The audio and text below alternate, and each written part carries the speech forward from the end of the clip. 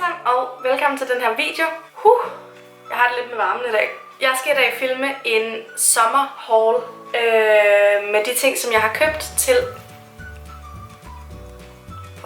Med de ting, som jeg har købt til generelt her til sommeren, fordi nu er det jo en rimelig varm sommer her i Danmark i år, indtil videre i hvert fald, krydser fingre for, at det holder. Men jeg skal faktisk på ferie, og jeg mangler altså lige lidt tøj. Jeg er ikke sådan en, der har været på særlig mange sommerferie, altså sådan ude at rejse om sommeren, så jeg har ikke så meget sommertøj.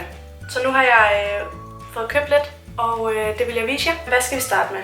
Til at starte med, så har jeg fået det her hårbånd af min mor. Og jeg tror faktisk, at hun har købt det i normal. Jeg er ikke helt sikker. Og det har sådan pænt blomsterprint på. Og jeg synes, det er rigtig sødt sådan til sommeren. Og det ser ikke så flot ud der lige nu. Men det er i hvert fald rigtig flot hårbånd. Og jeg bruger tit sådan nogle her, når jeg lægger min makeup. Og kan også rigtig godt lide at have dem på sådan bare til hverdag. Og jeg tænkte, at det var faktisk rigtig sødt. Det kunne faktisk være meget sødt sammen med det her. Og det er altid godt til sådan lige at få håret lidt væk, når det er varmt. Så det var det første. Jeg mener det fra normal, og jeg tvivler på, at det kan have været særligt dyrt, fordi det er ikke så dyre ting, de har der. Så, og jeg så også dernede, at de har nogle andre forskellige print.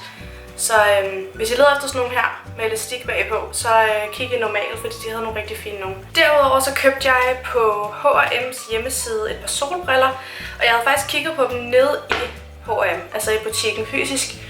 Og der kostede de 60 eller 80 kroner. Der var alligevel noget af en forskel. Jeg mener, de kostede 60 eller 80. Og så fandt jeg dem på deres hjemmeside til 30 kroner, og så tænkte jeg, okay, let's do it. Og det er de her. Jeg synes, de er ret søde. Jeg kan ikke helt finde ud af, om den her stil af solbriller, den klæder mig. Nu kan I sådan lige se, hvad jeg sidder med af setup. Men jeg synes faktisk, at de er rigtig fine, og jeg elsker, at de er rose gold. Jeg ønskede mig, eller har længe ønsket mig sådan et her par fra Ray-Ban, men de koster altså lige en lille chat mere. Så jeg tænkte 30 kroner. Hvis de så ikke sad så godt, så er det ikke fordi, man går så galt i byen. Derudover fra ASOS, der har jeg købt de her espadrilles, er det det, der hedder? Jeg kan lige vise jer en i stedet for, det er måske lidt nemmere.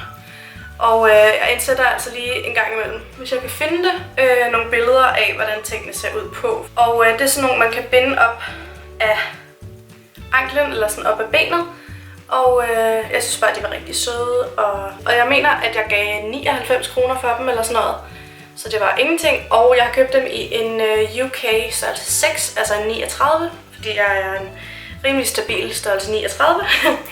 Og ja, jeg synes bare, de var rigtig søde, og jeg glæder mig mega meget til at bruge dem. Vi starter med noget, jeg har købt i New Yorker, og det er egentlig bare sådan noget basic, fordi at jeg kan rigtig godt lide at have en masse basic ting, når jeg er på ferie, fordi at det er bare varmt, og man gider ikke rigtig sådan at gå for, eller jeg gider i hvert fald ikke at gå for meget op i sådan at style alt muligt. Det skal bare være noget, jeg bare kan tage på, og så ser det bare pænt ud. Og så sveder jeg ikke, og det er fint. Så jeg købte 2 af sådan nogle her crop t-shirts til 29 kroner, og fordi de er cropped, så købte jeg dem altså i en large. Jeg er normalt en medium, fordi så er de sådan lidt mere løse, og det er simpelthen det lækreste stof ever. Og det er den her rigtig fine grønne farve. Og nu vender den her lige på mange. Og så køber jeg også den samme i sort. Det er altid godt at have. Okay, det er måske bedre at gøre det her. Det er altid godt at have en sort. Det ved jeg ikke. Måske ikke, når man er på ferie et varmt sted. Men altså, det er det, jeg har købt. Så var jeg et smut i... Gud, jeg har også lige en anden ting, jeg skal hente. Var et smut i H&M. Og der fandt jeg en badedragt, som jeg synes er rigtig fin. Jeg ved ikke, om I overhovedet er interesseret i at høre størrelserne, men nu giver jeg dem altså bare lige til alligevel. Og det er denne her badedragt. Hvis I kan se krydset, så er det bagpå. Okay, det gør jeg egentlig. Krydset er bagpå, og så er den ellers sådan her foran, ikke? Ja, I har nok set den før. Og så har den sådan noget zigzag cross, sådan noget zigzag bindebånd. Verdens dårligste til at forklare, på ryggen, og det synes jeg var rigtig sådan flatterende. Og jeg kan slet ikke holde ud at høre på mig selv snakke i dag. Og så kan jeg bare rigtig godt lide farven. Normalt så går jeg efter sort i badedragter, men lige den her, den synes jeg altså faktisk er rigtig fin i den her farve. Også i H&M. fandt jeg de her shorts, og jeg har dem faktisk på lige nu i sort. Okay, man kan slet ikke se dem. Det er bare sådan nogle løse, sorte shorts, og så har de sådan noget elastik bagpå. Ja. I hvert fald, så har jeg købt dem i stribet også, fordi at, hvorfor skal jeg hele tiden sige fordi, altså, det er også lige meget hvorfor, ikke?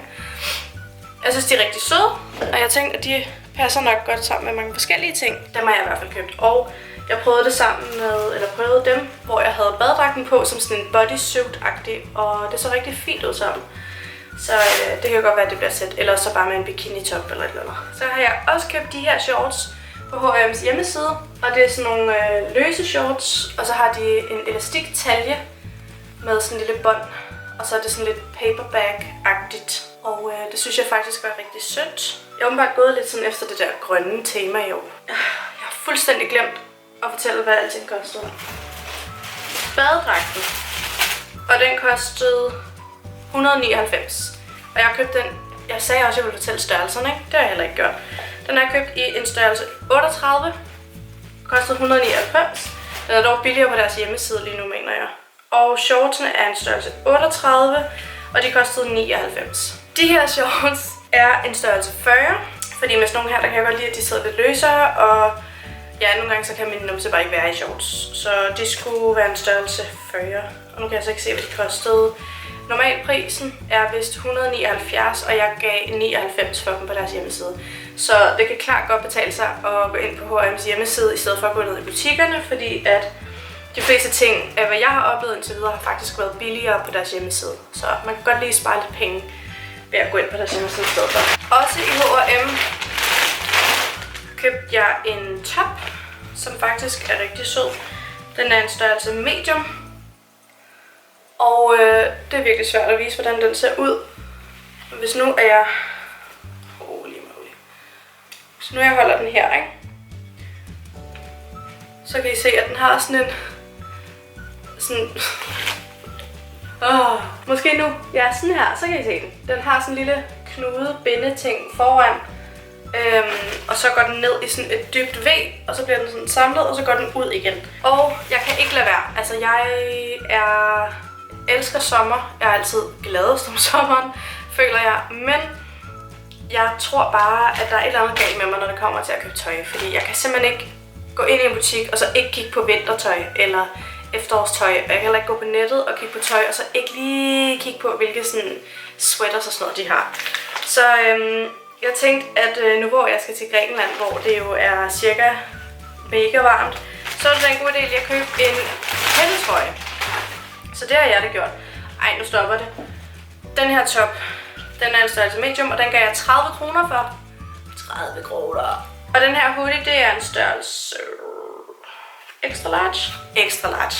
Fordi jeg vil gerne have sådan en dejlig, comfy, hyggehytte hoodie. Dejlig trøje. Og det er den her hvide hættetrøje. Jeg har ikke prøvet den endnu, men jeg går ud fra, at den passer. Og den har lange ærmer. Og vi skal flyve om aftenen derned. Og også rigtig sent, når vi skal hjem igen. Så jeg tænker, at det er sådan en god en til at have med i håndbagagen, til hvis det bliver lidt koldt på flyet eller et eller andet. Så ja, det var det fra H&M. Og fortæl, det kører ikke så godt for mig det her, vel? Denne her hættetrøje gav jeg 60 kroner for nede i butikken, og deres normale pris på den var 199, så det er jo en bargain. Som I kan se, så er det meget neutrale farver, jeg køber. Lige indtil at jeg shopper på Pretty Little Thing. Hvad skal jeg vise først? Der har jeg købt en t-shirt kjole, og det er sådan en t-shirt kjole. Den er nok en lille smule varm, men jeg kunne jo ikke lade være. Jeg synes, den er rigtig sød, og så elsker jeg printet på den. At den ikke bare er sådan helt kedelig hvid en, men at den har lidt action og lidt farver på sig. Og action. Og jeg kan faktisk ikke huske, hvad jeg har givet for alt det her, men jeg sætter billeder ind sådan af tøjet på modellen, og så burde prisen gerne stå der ved siden af. Så yay! Jeg har også købt den her kjole. Den er ikke så lang. Den er meget sommerlig og meget lad være med at bukke dig forover kjole. Men jeg synes bare, den var rigtig sød. Og de her stropper er simpelthen rigtig søde. Det er sådan nogle ruffles-agtigt ting, og så har den sådan noget cross-snøre foran. Og jeg tænker bare, at den bliver rigtig fin, når man lige har fået sådan en lille tan, og ja, skal ned og drikke nogle drinks eller... Og det sidste, jeg har købt fra Pretty Little Thing, det er en bikini.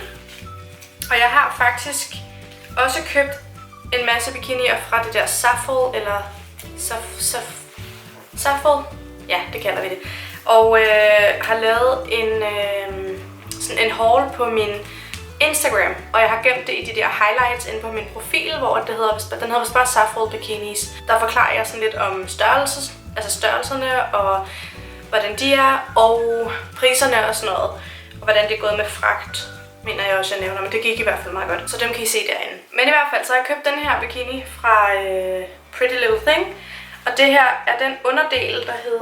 Har jeg glemt at sige størrelserne igen nu? Den her var en størrelse 12, tror jeg. Ja, UK 12, og det er en 40 i Danmark. Og kjolen er vist også en UK 12. Ja, fordi at jeg magter ikke sådan noget, der sidder stramt. Så altid når jeg bestiller fra nettet, så bestiller jeg det hellere gerne en størrelse for stor, end at det bliver for småt. Men så har jeg købt den her bikini underdel, og man køber bikini-delene separat. Og den her hedder Red Mix and Match High-Waisted High Leg Bikini Bottom i rød, og den er en størrelse 10, altså en 38. Og det er sådan lidt en højtallet bikini underdel, hvilket var egentlig det, jeg gik rigtig meget efter, fordi jeg føler mig sgu ikke skide godt tilpas i min krop lige for tiden, og jeg tænkte sådan, i stedet for at jeg skal have et eller andet på, der sidder stramt og viser det hele, så køber jeg da bare sådan en her, som er sådan lidt high-waisted, og ja, så kan man dække det lidt til, ikke? Og til den købte jeg en bikini top, som bare er sådan en bandeau top. Og de her to sammen er bare, de er rigtig søde sammen og gode til, hvis man skal ud på en båd eller et eller andet. Man kan også bare lade være med at tage ud på en båd. Og begge dele er i en størrelse UK 10, altså en 38. Så jeg er normal. Og lige købt sådan nogle beauty ting, som man jo ligesom skal have med. Jeg tænker, at vi køber shampoo og balsam dernede, fordi at det er meget tungt at have med, og der er ingen grund til at slæbe på det. Fordi vi må faktisk ikke have mere end 13 kilo med, eller et eller andet, i vores kuffert. Og jeg er sådan en, der godt kan lide at pakke alt, hvad jeg ejer med på ferie. Det kan jeg ikke rigtig. Så vi køber shampoo og balsam dernede. Men jeg købte en deodorant, og det er en fra Rexona. Det er en Shower Fresh. Derudover så har jeg købt noget shaving cream eller shave gel til sensitive skin. Og hvad kostede den? Den kostede 17 kroner. Det er ikke sådan et brand, man ellers finder. Det er det med normalt. Nogle gange så er det nogle andre brands. Men ja. Så har jeg købt en Nivea Favorite Shower Caribbean Dream Caring Shower. Det er sådan en shower wash med jojoba oil og coconut scent.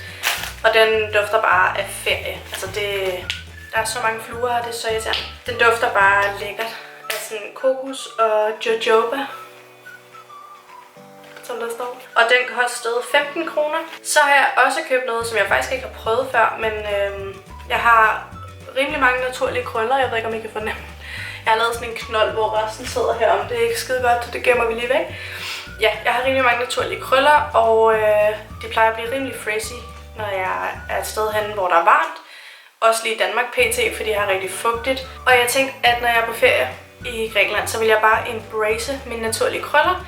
Og derfor købte jeg den her curl cream, som er fra noget, der hedder The Curl Company. Frizz Control, Humidity Defense, Ultra Smoothing og Curl Definition.